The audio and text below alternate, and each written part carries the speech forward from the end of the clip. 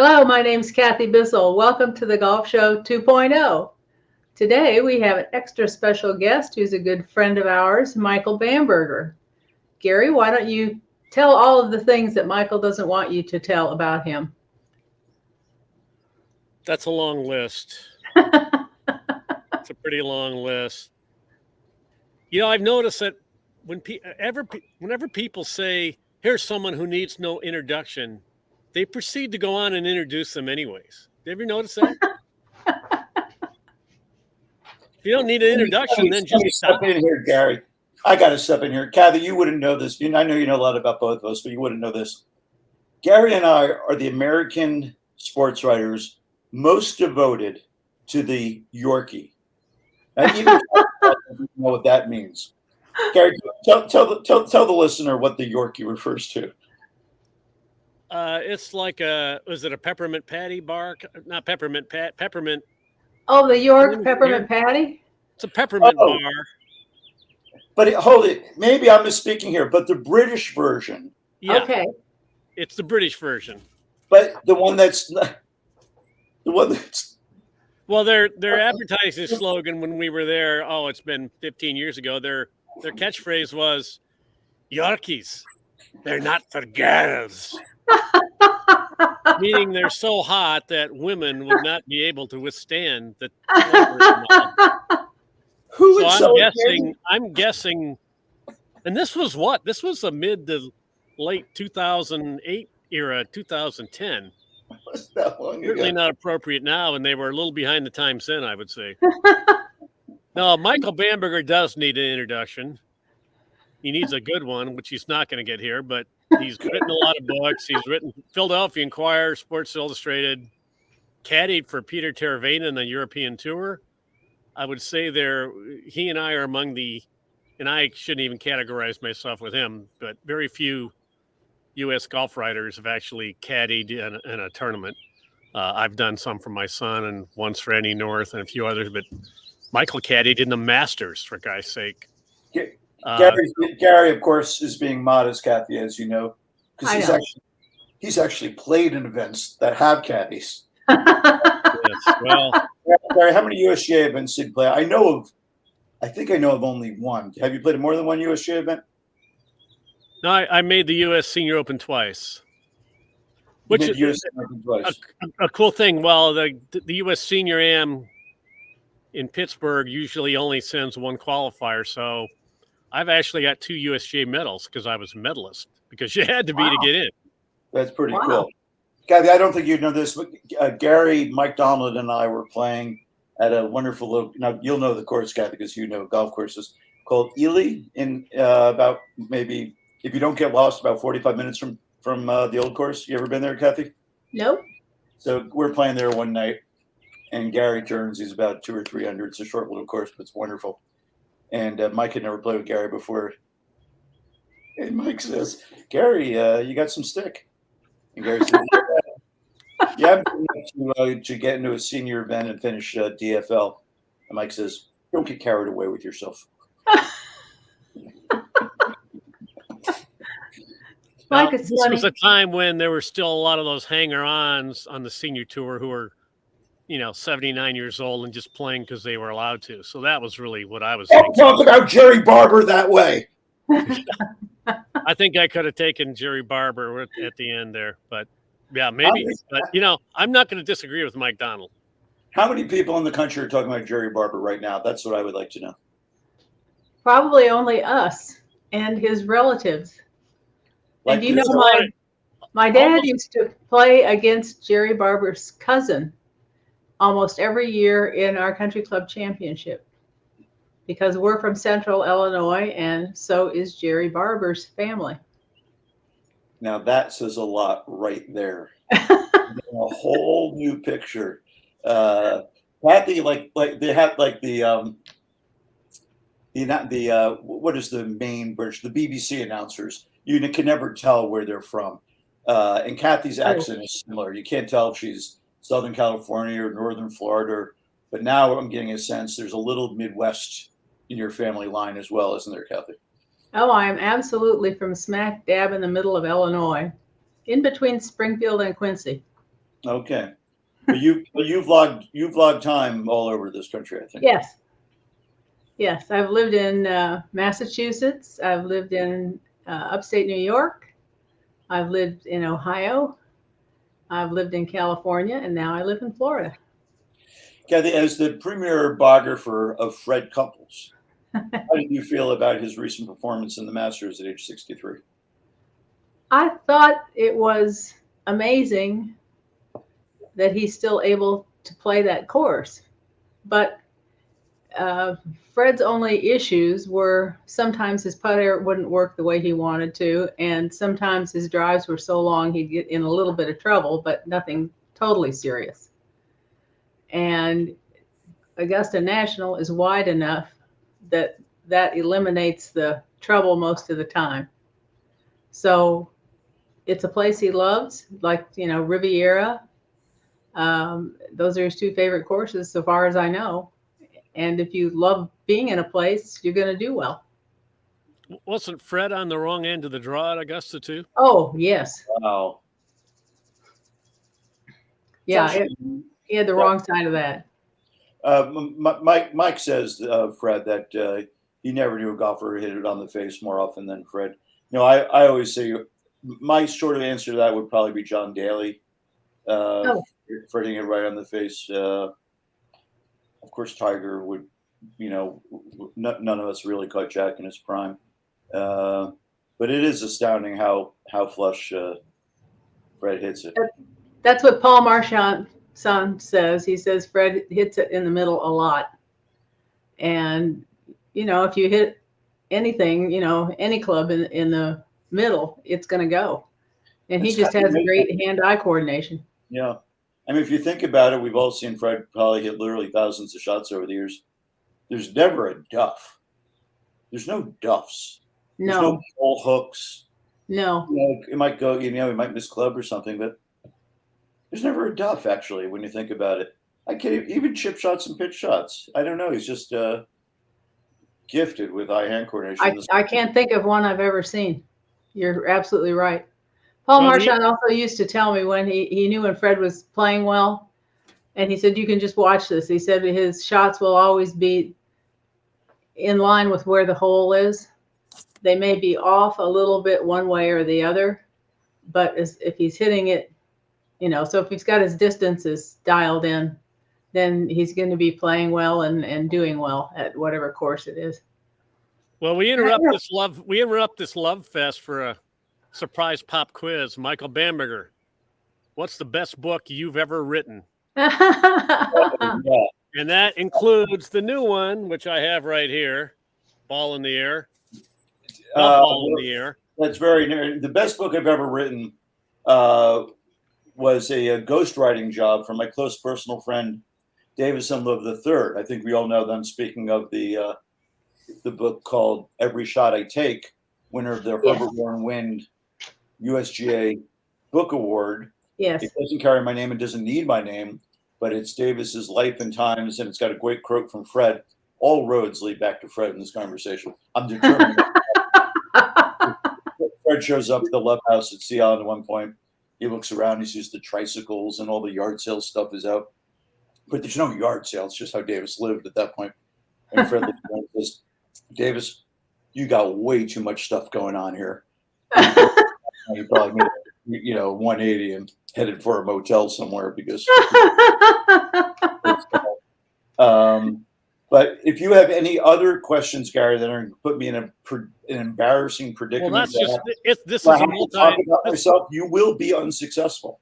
This is a multi-question quiz, pop quiz. What's the best book on golf you've ever read? That changes over time, but really, truly, and I know this is a cold answer. When it's all said and done, the golf book that made the biggest impact on me, it really is Golf in the Kingdom. I love that book. I love. I know. I love how. Oh my God! I need to get a bucket so I can throw up into it. Gary and I and the late Steve Hershey agree about Golf in the Kingdom. We're not fans. I totally get it. It's not. It's just really a weird thing where some people connect and some people. Yes. don't with that book. I tried, and I couldn't keep reading it. Not even the first half. Oh, no. And I'm a little bit like is it Xander Schauffele, who said recently in a press conference they were asking him what he watched on TV, and he said, "If somebody isn't murdered, I don't care." I'm kind of that way. It's so droll. That's my television viewing. If somebody isn't murdered, yeah. All right. Well, you might like, Kathy, and you've probably read it, The Bogeyman by George Plimpton. I have not. The golf courses in Northern California. That was a good one. That's behind the scenes. Yeah, that was behind the scenes book when you didn't get too far behind the scenes. It was great. Yeah. How about you, Gary? What would you say? Oh, best book I've read. I don't know if it counts as a book, but Jenkins' collection, The Dogged Victims of Inexorable Fate. That did it for me. What's the best golf book you should have read, but you didn't? I don't know all of the other ones. C.B. McDonald's Golf's Gift or Golf's Gift Scotland. I've never read, probably should, probably have it back here somewhere. Ooh, there are some books I've had and I can't find them anymore, which leads me to believe I'm losing my mind, gradually. But same worry. There's a book called Davies Golf Dictionary, basically. DAVI', and then maybe there should be another S. And I have the book, and he wrote a baseball dictionary as well. Oh. And I can't find them either. I don't know where they are. Last quiz question. What's the golf book you read, significant golf book that you thought was awful, or the worst golf book you read, or the golf book you read that you wish you hadn't read? I'm a quitter, Gary. I think we all know that. I think there's called the page 99 test, and it's like if you get to page 99 and it doesn't do anything for you, just move on. So I will quit under those circumstances rather than finish. But I quit sooner than that on Golf in the Kingdom. I got to about page 50, and I just went, I can't do this anymore. It's quite amazing, Kathy, because it's only about 47 pages. So I totally understand. I have that same thing. There's a movie I love that most people like this would never come up in our conversation. There's a movie called, you guys may never even heard of this movie. It's totally a cult classic called My Dinner with Andre. Have either of you ever heard of it? Yeah, didn't it win an Oscar or something? No, it didn't win an Oscar that I know of. I've always equated Golf in the Kingdom as the My Dinner with Andre in a book about golf. They're the same thing. Yeah, they are the same thing. That's about right. There's a bit in some other movie about My Dinner with Andre. It's the guys from Monty Python did another movie, and they have a bit about my Dinner with Andre action figures. It's funny because all the guys do is sit and eat dinner. So the action figure would be like some guy with a fork going like this. It's the same exact. It's the same exact. Actually, now that I'm saying it out loud, they're the same book. I mean, they're the same artwork, whatever you want to say. Well, let's get to the big questions. Why don't you give us what was the meaning of the 2023 Masters?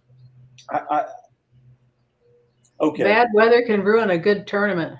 That is, I've thought I was out there in the rain. That's about as cold and wet as I've ever been. And for whatever weird reason, while I was out there, it never occurred to me to think to myself, why are they still playing? And then later, when people said, why were they still playing? It's like, yeah, why were they still playing? You play golf in weather. You only stop if it's dangerous, and that's lightning. You just keep going, and unless the greens can't shed the water, you just keep going. Harry, why do we even bother? And and we have a casual water rule. So yeah, Kathy, Gary, can you hear us, or have you tuned out? Yeah, no. Look, they showed you why they needed to play. They needed to get those 6 holes in for the leaders Saturday so they could finish Sunday in the TV window. Well, that's if there had been a playoff, I'm not sure they would have had a playoff hole. It was that dark already. Oh, no, I think you have to remember, Michael, and you've heard me say this before, but I don't know. It's been a long time, number of years since they quit being golf tournaments, and they're all TV shows, and even the majors. You would think the U.S. Open and everybody would be above that, but they're all TV shows. There's a lot of truth to that, but I'm going to go back to what Kathy said. The greens were the course was playable. There was no lightning threat, so they kept playing. And on that basis, as miserable as it was, I was kind of like, what's wrong with me? Why is it not occurring to me? But there was actually no reason to stop play. I mean, those greens especially were. So there's that. Then there's, I've been thinking to myself, and I'll pose the question to you two. Let's say between Rory, Jordan Spieth, Phil Mickelson, Brooks Koepka, Jon Rahm. I'm sure I'm missing somebody, but guys with 2 or 3 majors. Who would you say now has the best chance to complete the career Grand Slam? Jordan Spieth, if he pays attention and gets the right golf course. And what does he have to do? Win a PGA Championship? Yes. Okay. I think Rory, if he can get over the mental hurdle at the Masters. Is that what he needs to win a Masters tournament? Yeah. Okay. I don't think it's mental for Rory. You don't think so? He's a mechanical putter. He's never going to get it done on those greens unless he gets a lucky year like Sergio and VJ did, where nobody else lit it up, and they just. And that happens. It can happen. They just ball strike the course to death, using that verb incorrectly. Well, if ball struck it to death, I don't know. They're ball striking. Well, if he hits it to 3 feet or something, we all remember going back to Fred Couples because he's always in the conversation, right? When he was playing his best, there would be a lot of times when he would win, not because he was making putts, but because he was hitting it close. And I think Rory is maybe more challenged by hitting it close than he is by putting. Because, Fred used to hit it to 2 and 3 feet a lot. And if you're doing that, your putting isn't quite as, you may have birdie chances 5 or 6 or 7 times if you just are playing that well. And, it's like Jordan Spieth when he'll go in with his wedges and smack it up this far from the hole. And when you're playing like that, your putting can be really mediocre and you can still win. All right. So, Michael, who's your pick to complete the Grand Slam next? No, Gary, I think the question is, who is your pick to complete? Who's the guest here? Do I walk into your house and start asking you a bunch of questions? He's taking over and we're letting him. How's that? It's tempting to say Jon Rahm because that's what obviously right. But I don't love Jon Rahm in the wind. So I don't know. He might have, I think the Open Championship might be the hardest one for him to win, but all these guys. If Koepka is going to, is he really all the way back? I think Koepka's got a shot at that. I don't know. I think right now you have to say Rahm. I don't think Rory can get the Masters.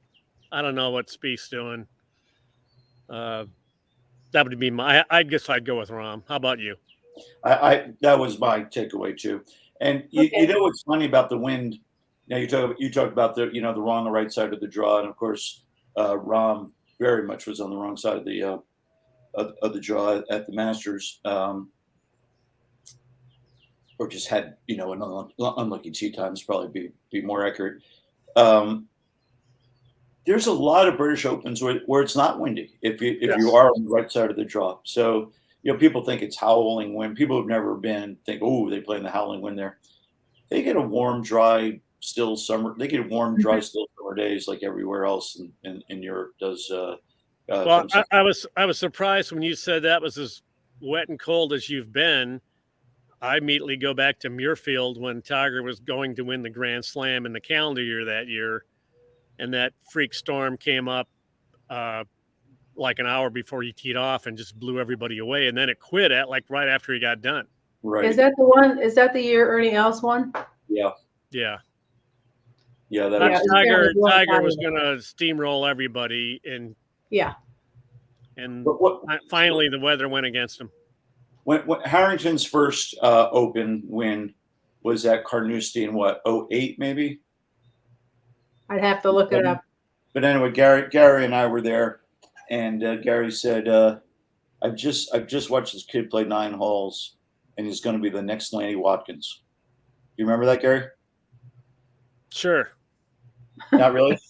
Who was I speaking of? Rory McIlroy.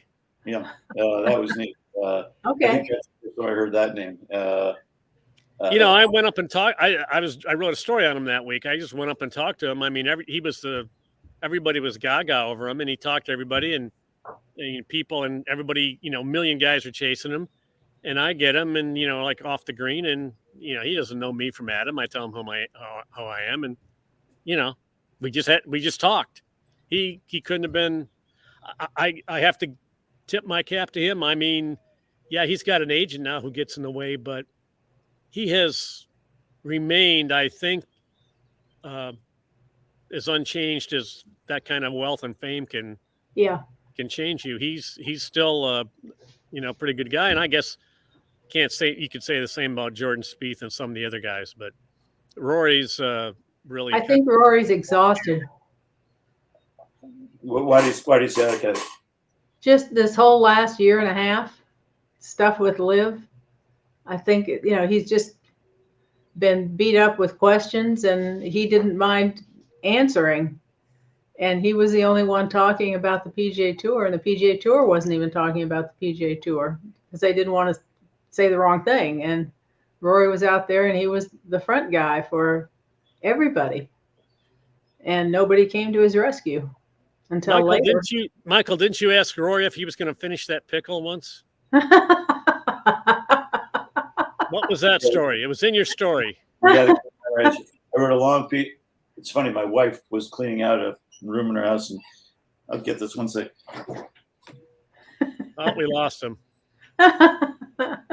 He'll be back. He's looking for the pickle. Yes, ladies and gentlemen, this is a professional show. It was this piece that you're referring to. It must have been under a sofa or something. And he was 19 when I wrote this. What year is this? 2009, probably. And so I went over to Hollywood in Northern Ireland, where he grew up. And I'm talking to these 2 kids at the club. And Rory was already a big name, of course, at his golf club, as he would be. And these 2 kids are talking. So I said, "What's he like?" He said, "Well, he's kind of a funny guy. I was eating my wee hamburger, and I had 1 bite left, and it was just sitting there on the plate. And Rory came up and said, do you mind if I have the bite? Do you mind if I have that bite of your hamburger?" And he ate it right off the plate. And that's what you're remembering there. But it shows the regular Joe side of him. And I agree with you. I'm surprised to hear you say that, Gary, about Jordan Spieth. I find Jordan Spieth to be just terrific. I meant he's like Rory. He hasn't changed either. Oh, I misunderstood. Yeah. Maybe I misspoke. No. I understood what I thought Gary said, the same thing. Michael, you were the one. I don't know if this was in print or not when we were doing the roundtables at SI. You were the one. We were talking about how many majors Rory was going to win or something. And I don't know if you were just going for shock value, but at the time you said, what's his total? You said 4. That's how many he had. Oh. And I got it all over. He's like, you're saying he's never going to win another major?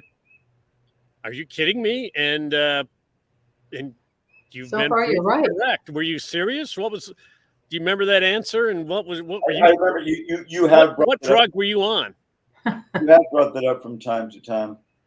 I think they're just really, really, really hard to win. Now, the simple math is you win majors at almost the exact same rate you win tour events. So by that logic, he keeps winning tour events. So like, let's say over the course of your career, you win 30 tour events and 3 majors.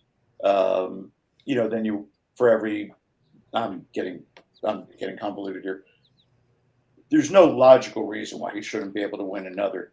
But just because you win a whole bunch young, I think the pressure gets greater, and the perfectionistic in any aspect of life, no matter really what you're doing, if you're doing it at a really high level, if you have a lot of success young, I mean, even if you're Scott Fitzgerald, if you have a lot of success young, the pressure to keep it going becomes overwhelming, really. And Tiger, of course, is the exception, and Nicklaus, it's a different era. But I think it's just a lot to keep it going. Well, do you think Rory has hit the? We're going to quote one of your other books now, Men in Green. What did Arnold Palmer say about losing your edge and getting it back? And where does Rory fit in that equation? And thank you for remembering that, Gary. And but Kathy, if you didn't remember, so Arnold and I. It's really funny. I asked Arnold a question, and I can't remember what the question was, but he misunderstood the question, and he thought I was asking for a real insight into Tiger. And he said, "Let me think about that." And then he came back to it later, and then he did a deep dive on where Tiger was right then and there in his life, and it was all by crazy happenstance, because it wasn't even the question I was asking, but it is exactly what happened.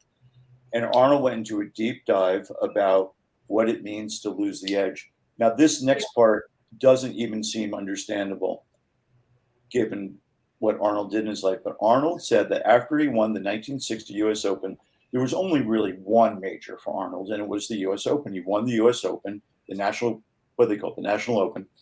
It was a tournament that he grew up on. It was a tournament that his father worshipped. And he said that now, even though he had tremendous success, of course, after 60, he said he was never the same golfer. And the phrase he used, even though he won 62 and 64 Masters. And the Open in 60, the British Open in 60, right? And that's it. So 61 for that, I think. 61 for the British Open. 61, okay. Right. I only remember that because of Bob Drum and the airplane and the whole 9 yards. You're absolutely correct. The 61 is absolutely correct. So he was in contention, and right. So it's weird. Like, Arnold, you lost the edge. What does that even mean? Yeah. Well, what he meant was, and he only because he described it to me, and we were Dick Ferris, the late Dick Ferris from United Airlines. He and I talked about this later in life. It means that when you're in the final 9 holes of a tournament and you've got to get that car in another gear, you can't. It's not there for you. Now, well, how did Arnold win all these other tournaments? I don't know, but I know what he said, and he doubted that this was in 2013. Tiger was stuck on 14, right? Yes, that's correct. And then of course he did one, but it kind of backed into that 15th, you could say. I would say it's not there when you really need it. That's what Arnold is really saying. So it's such a subtle thing. Like, we can all see Rory play extraordinary shots, but can you really make it happen? It's not even just the final holes. It might be the final 3 or 4 holes. It's a gear. And it's a gear of, and that's why, those of us who follow golf closely, like the 3 of us do, golf is such a fascination, because you can watch the shots, but what you really can't watch is what's going on inside the player's head. But what's going inside the player's head reveals itself. And that's why it's so incredibly gripping. Like Tiger on that 72nd hole of the Masters, he was choking his guts out. He was lucky to make that 5. And what did he do? He won by a shot. He could have easily made 6 or 7. He was choking his guts out. I would say he had lost the edge. But with Molinari hitting it in the water on 12 and again on 15, and the other guy hitting in the water on 12, kept in front of him. And well, when do you think Tiger lost his edge? I'll just cite Arnold. Arnold thinks after the father died, he maybe started to lose it. He said he could hold on to it for a while, just on mechanics, and then of course, running over the hydrant, and when his private life was exposed, relentlessly, humiliatingly exposed. Not earlier that year when Y.E. Yang handed it to him at the PGA, just drummed him. That was weird. and Tiger had nothing, and couldn't chip the last round, and that was weird. Did they play together that last round, Gary? No, they did not. No. Yeah, that probably would have made a difference. Yeah. What would that have been? Because other people can't perform when playing with Tiger. Well, what number would that have been for Tiger had he won that? Would that have been 15? No, 2009 that would have been. Yeah, it would have been. Might have been, yeah. It would have been 15. Yeah, that's wild.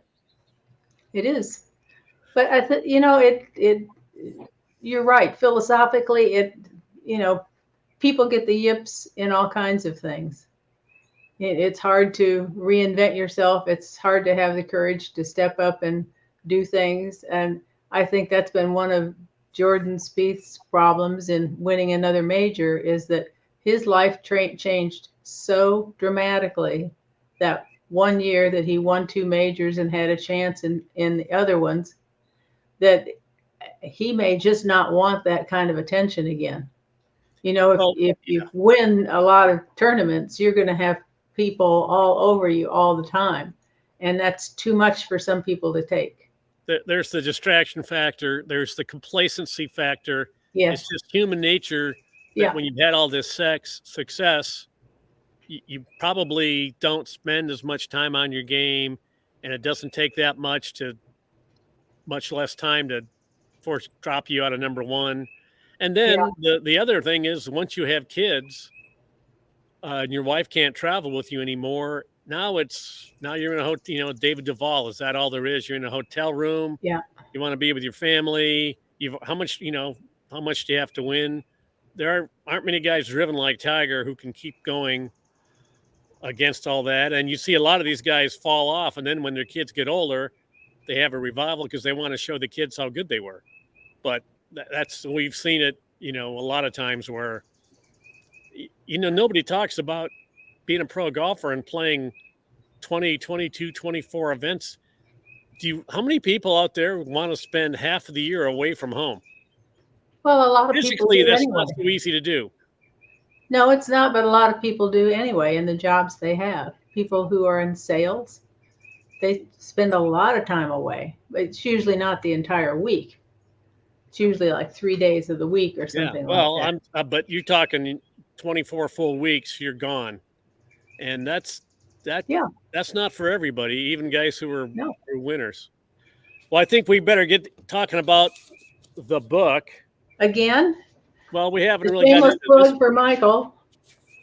Ball in the air. I will say, I haven't seen too many follow-throughs of a golfer where both feet are off the ground. So I'm not sure. So that is similar to your swing, Michael. But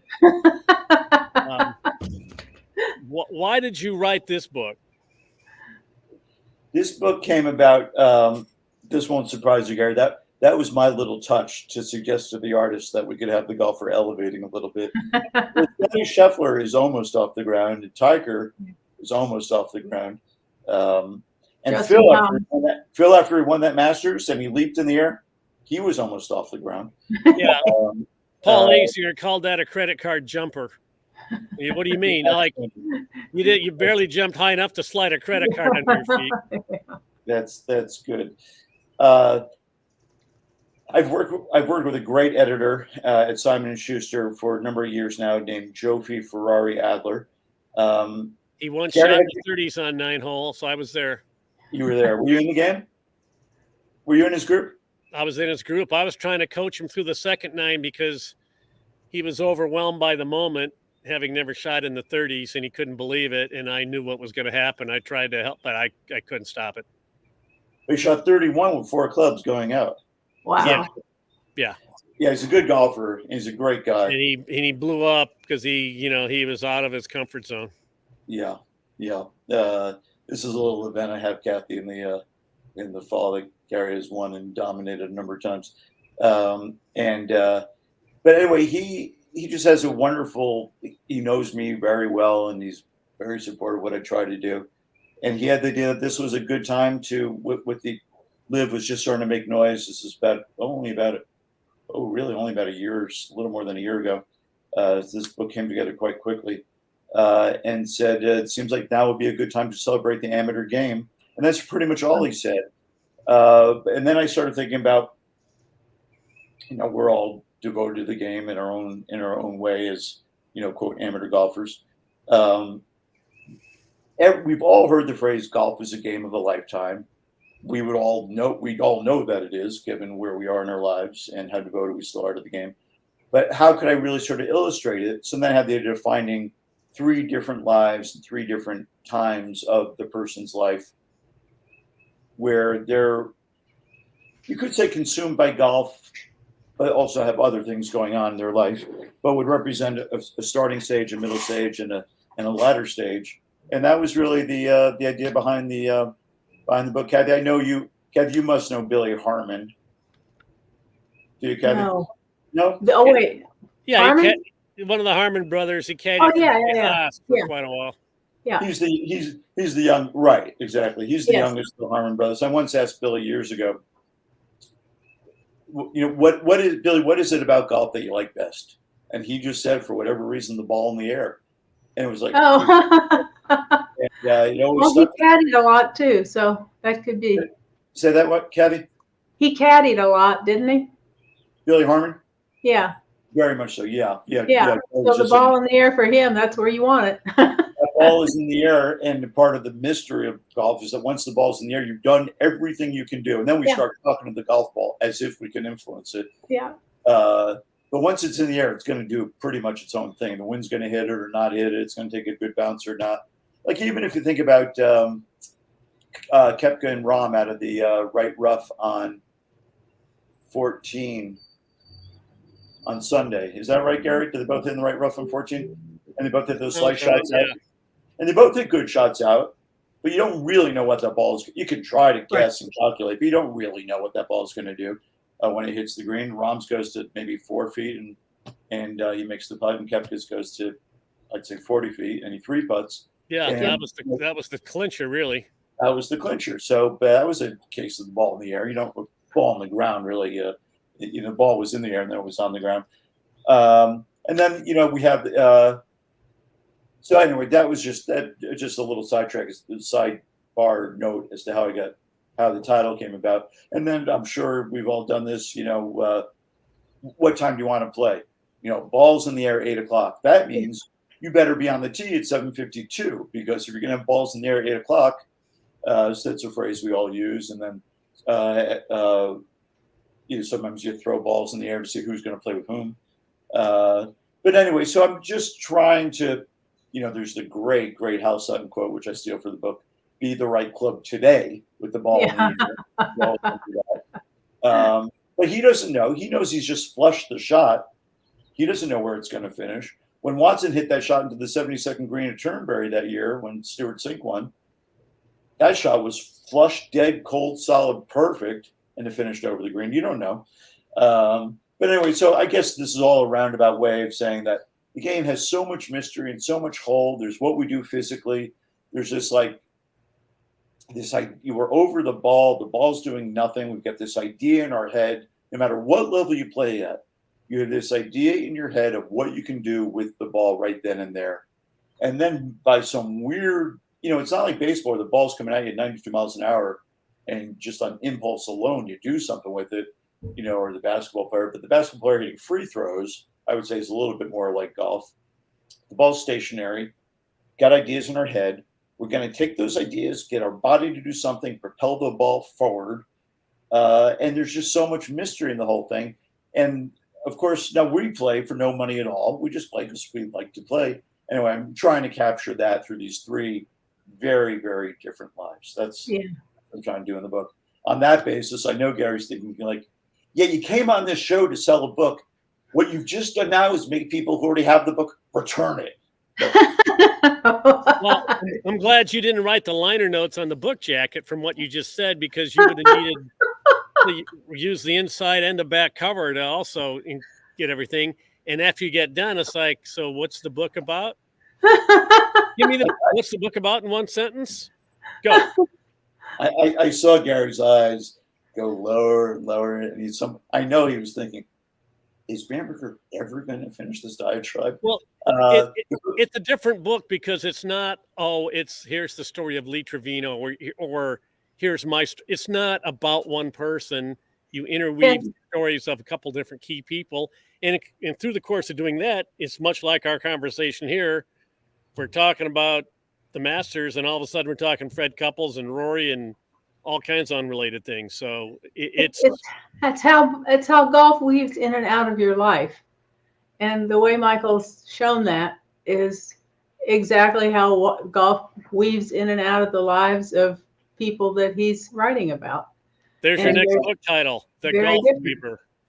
The Golf Weaver, right. Well, that's very nice the way you said that, Kathy. That is the goal. It's funny. Does that make sense to you, or did I misunderstand it? Yeah, no, you got the exact way. That's okay. Okay. And Gary, it's funny that of all the pros, you decided Trevino.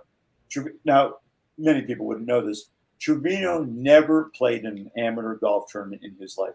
His first tournament as a pro was the Texas State Open, not the Texas Open on the tour, but the Texas State Open was another tournament. And he beat a guy whom we would all know, like Butch Baird's grandfather, or maybe it was, I'm not sure. But he beat a guy that went on to become a good player. And I think he got $5,000 for the win.